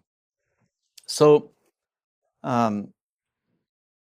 so he's established all of these points in greater detail than what my summary is right now, and then he goes on, and we can to show that faith is actually higher, and that it actually connects with our Christian faith, with our belief in God, and this is through the idea that in order to transcend, in order to go to higher levels of however you want to express it, secularly they would say consciousness, which is maybe true but inadequate from the church's point of view. But we can say higher spiritual states. You have to have faith, right? You have to believe that these things are possible. You have to believe in God. But it's the same kind of phenomenon where you're making a voluntary choice, you're making a moral choice, and what you're doing is you are disposing yourself towards the experience. And you are it's a form of preparing yourself morally, preparing yourself intellectually, preparing yourself spiritually. So just as you have to believe that something like induction is possible in order to have any kind of rational thought, and that belief is a form of faith because you can't prove it, but you need to assume it in order to move forward and have the experience of rational thought. By the same token, if we open ourselves up to more faith, in other words, if we have faith in God, if we have faith in our Lord Jesus Christ, if we have faith in the church, we thereby dispose ourselves and open ourselves up to all of the experience of the church. So it's the same faith, it's just an extension of it, an expansion on it. But it's the same phenomenon. There's another connection, which is that you can't argue, as a materialist would argue, that well, all that spiritual stuff doesn't count because we can't see it. The fact is that even on the lower plane, where we have faith in these first principles and so forth, you can't see the first principles either. So you can't see metaphysical truths and any more than you can see an angel or God's grace or something, just through sense perception. It's in both cases, there's a faith in something invisible. There's a faith in something that transcends reason. There's a faith in something that is superior to reason and which reason rests on, which knowledge rests on. And this is faith, and it's something we can say metaphysical, we can say theological, certainly we can say ethical. So he's drawing all these connections here, which are just amazing, just extraordinary, how he talks about this. And of course, it's all, these are philosophical arguments, but they're also theological arguments. And he's expressing himself in Christian language, Christian terminology, with abundant quotes from Holy Scripture, because he he's not a secular philosopher first. He is a Christian theologian first. And it's difficult for me to imagine that he wouldn't, given his the testimony and his reputation, that he did not have any kind of experience of this whatsoever. And I think the opposite must be true, even though we can't really define or measure that. And so basically what we can do is we can ascend through levels of faith. Isn't that, and Christ even mentions this, he says, tells the apostles to pray for faith, and they say, Lord, increase our faith, right? So you can grow in faith. And he says, faith is something not superior to knowledge and is its criterion. And he goes into more, into considerable detail of this. He says that there's levels of faith, and that each one builds on the lower ones. And basically, we as modern people are presented with a choice, a moral choice, which is that we can go down the route of Hume and the skeptics, and we can say that nothing can be proven, that there's no such thing as truth, that there's no such thing as meaning, maybe there's no such thing as anything at all, and basically you're led into this skeptical nihilism based on psychologized materialism, and it's just a dark pit. It's hell. That is hell. Hell is in this context, is the movement towards nothingness, which is metaphysically impossible, but it is the path of the destruction of everything, the opposite of the good. But Clement gives an argument for a higher way, and this is that faith, which can be contrasted to involuntary belief. We make a distinction between faith and just belief. Belief is an assent to a proposition. Faith is more than just an assent to a proposition. Faith is opening yourself up to live that proposition, experience the fullness of the reality behind the proposition. That's why St. Paul says that it's the substance of things unseen and the substance of things believed, the evidence of things not seen. And so faith is a moral choice, and faith shows that all of our logic, all of our thinking, all of our ideas, all of our knowledge, that they're based on something deeper. They're based on something, on a divine faculty. They're based on something that transcends time and space. They're based on something that transcends certainly materialism and human rationality. And it shows that this, whatever that mystery is, it shows that mystery is not just, well, we don't know, but it actually has a context. And that context is explicitly religious. And it's what allows the world to be intelligible. And it is what allows us to affirm reality, to affirm science, to use science. It prevents us or precludes any kind of false relativism. And it promotes virtue. It promotes excellence. It promotes striving towards the good. It makes things to be coherent. It makes the mysterious to be fulfilling, and it makes reality and that which is beyond reality real for us and present for us. So that is in brief, or I don't know how brief that was, the argument that Clement makes, which I kind of flesh it out, or I organize it a little bit better in order to make the let's say the stream of thought clearer, because Clement is not systematic, and in order to put Clement's work in the context of our modern concerns, and I think that he is important. There's no other father of the church that goes into this kind of depth with respect to epistemology and faith and knowledge and reason on this level here. They talk about other levels, but not this most basic level. And I think we can use Clement, regardless of whether we consider him a saint or not, we can use these ideas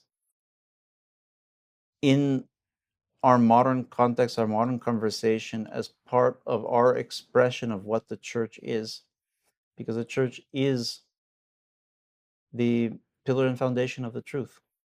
And if we have faith, that opens us up and gives us it affords us the possibility of everything good. So thank you, and I hope that you and those who are listening will take the opportunity to read a little bit more about Clement and some of these issues. And thank you so much for allowing me this opportunity to speak. Thank you, Your Eminence, for giving the very informative talk and highlighting the different ways in which St. Clement applies faith. In my response, I wanted to draw particular attention to what he teaches regarding axioms or indemonstrable presuppositions, especially with how it relates to the modern discussions in the secular world, because we are constantly being bombarded by atheistic ideas, secularist ideas, and often science that is presented with atheism as an assumption. Right. So I wanted to ask if you could comment on how you would answer someone who says that there is no evidence for God's existence, and how could we draw on Clement to formulate an answer that draws on your axioms based on faith? Well, that's a really good question, and it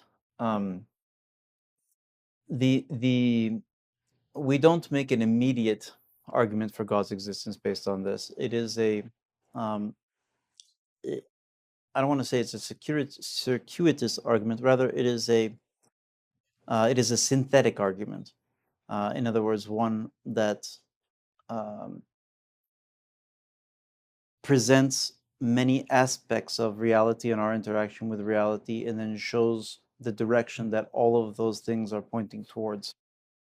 There is a formal demonstration of God's existence that can be extrapolated from that, and that is called the transcendent argument for God's existence. Some people call it TAD. And I think that the transcendent argument for God's existence, which is basically along the lines of what Clement was saying, that we have to assume all sorts of moral, philosophical, or rather moral, metaphysical, and transcendent truths in order to make any kind of sense out of reality. And then the formal argument for God's existence would then elaborate on that in terms of what does it mean for there to be a morality? What is the source of that morality? How do we know that morality is absolute rather than relative? And the same thing for some of the other metaphysical aspects. Now, with Clement is focusing specifically on faith, and he's looking at it from the point of view of our lives, our Christian lives, and how this faith, first of all, how it's reasonable to have faith. Contrary to what the ancient Greek philosophers said, contrary to what modern materialists said, it's reasonable to have faith, and that the faith that we have in Christ is not just blind belief, blind assent to a proposition that nobody can prove just based on emotion or something like that. That that is just an extension of the same principle that everybody does. And that the purpose of it is to open yourself up to the experience. And that's why I didn't include so many quotes on this, but he has long quotes, some of which are in the paper itself, about how the faith leads us to love, about how faith leads us to virtue, how faith leads us to a true Christian life, and the experience of God. So, it was one of the arguments for the truth of Christianity that was commonly made in the earlier church, which, to our great shame, we do not make so much nowadays. We feel that we cannot make this argument nowadays. Was the argument based on the evident and manifest virtue of all the Christians, the moral superiority of the Christians over the pagans. It was something that was so drastic and so extreme, and even the enemies of Christianity, like Porphyrios and so forth, comment on, yeah, they lead moral lives, like they're very begrudgingly having to admit this. But for most people, like Saint Athanasius on the Incarnation and so forth, they really put forward this idea that the Christians are morally superior to the pagans. And Clement here is saying, why is that? Well, because we have faith and you all don't. So and that's an argument for the existence of God. And the argument is still valid if you do it. The reason we don't make that argument nowadays is because people don't do it. Our faith is very shallow. All of us, our faith is very shallow.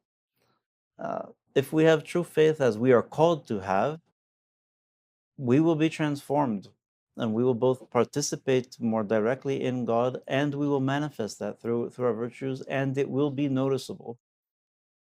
We know that is the case. So there's a couple of different angles here with respect to that. There's also the negative angle, which is just that scientific materialism doesn't stand on its own feet. There's It stands on faith. It stands on faith, and faith is ours. So there's a lot of scientists who assume this. They never really investigate why it is that they're assuming these things. Insofar as they think about them, often they just say, well, it's just the way it is.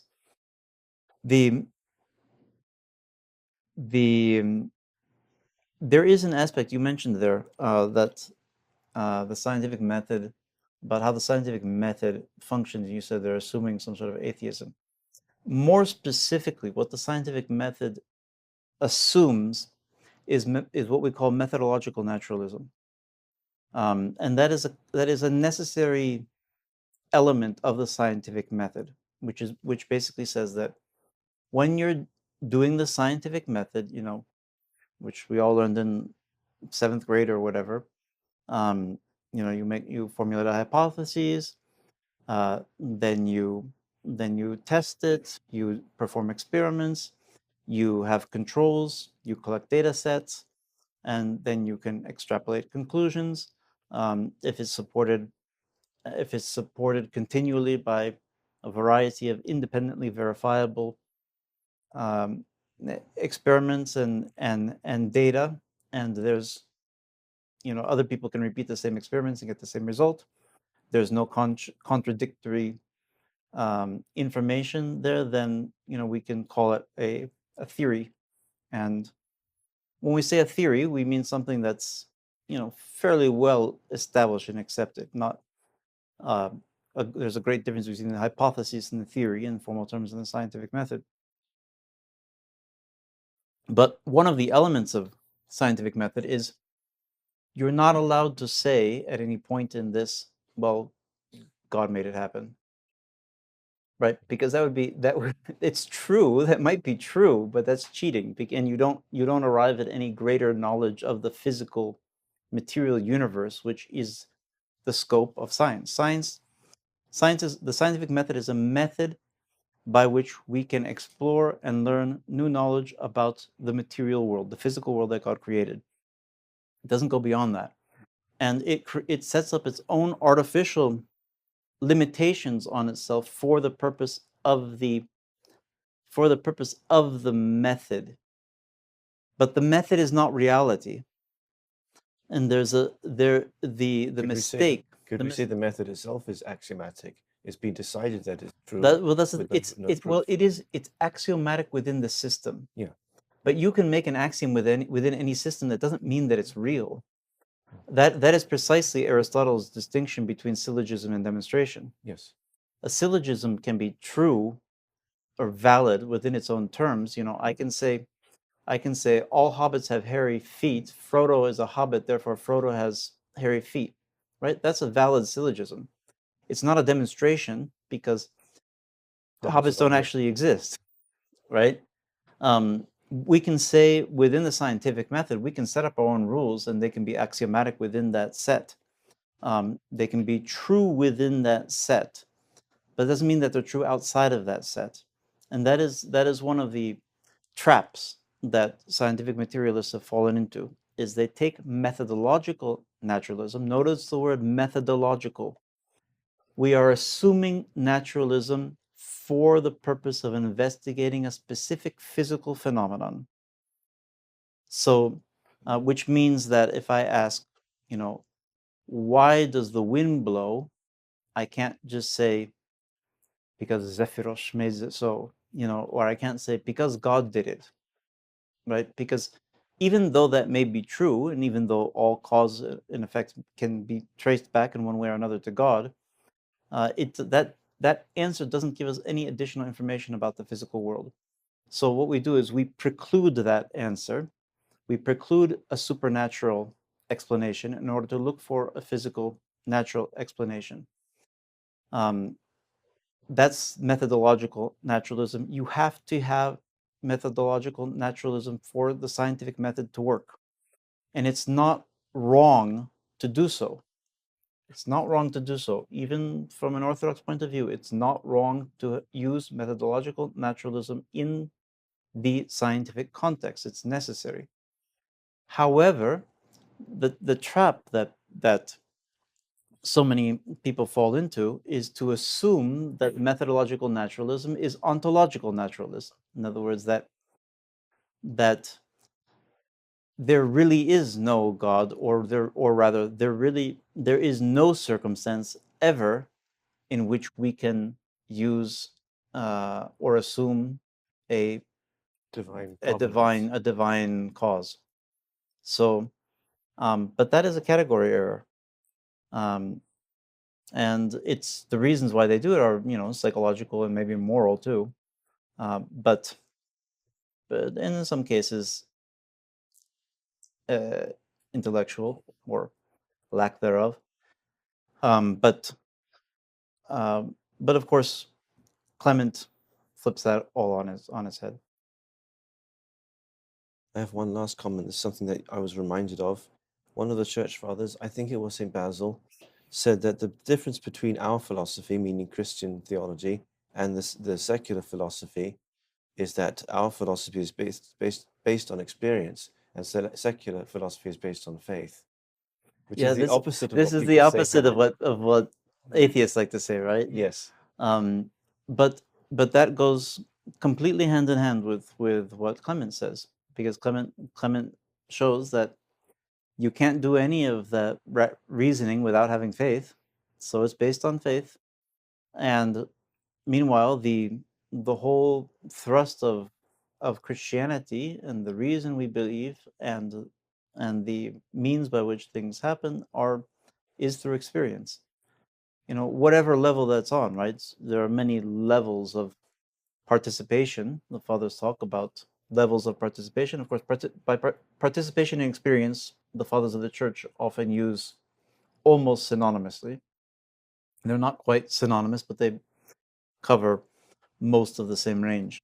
So, and that's one of the ways by which Christianity distinguishes itself from secularism. That's also one of the points by which the Orthodox Church in modern times distinguishes itself from, say, the Roman Catholics or the Protestants. Not that the Protestants would, or not that they would deny the truth of this, but the intellectual structures which they use rely less on the understanding of experience and participation and more on the rational production of propositions. So, yeah, thank you for that quote from Saint Basil that harmonizes very well with Clement.